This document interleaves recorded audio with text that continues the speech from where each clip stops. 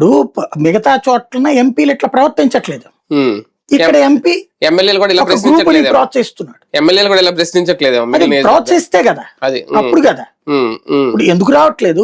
అఖిల ప్రియ నియోజకవర్గంలో ఎమ్మెల్యేకి అక్కడ ఎంపీకి కూడా నడుస్తుంది. అవును అవును ఆ శబరి దగ్గర నడుస్తుంది, ఎక్కడికక్కడ నడుస్తూనే ఉన్నాయి. అవును. ఇక్కడ ఇతన్ని ప్రత్యేకించి క్రమశిక్షణ అని పిలవడం వాళ్ళు. ఎక్కడానికి అఖిల ప్రియని క్రమశిక్షణ అని పిలిచారా? ఆదినారాయణ రెడ్డికి అతనికి ప్రభాకర్ రెడ్డి జేసీ అతను ఎన్ని తిట్టుతున్నాడు, ఓపెన్ గానే మాట్లాడుతున్నాడు. అతను ఏమైనా పిలిచారు క్రమశిక్షణకి?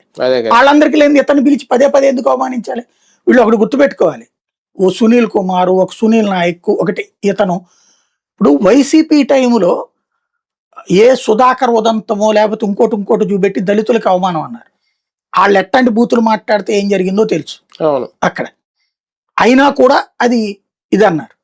ఇక్కడ పబ్లిక్ గా జరుగుతుంటే, హ్యూమిలేట్ చేస్తుంటే, ఇప్పుడు అధికారి ఎస్సీ అధికారి అండి, ఎస్టీ అధికారి, కులం పేరుతో తప్పించుకుంటారా అంటున్నారు.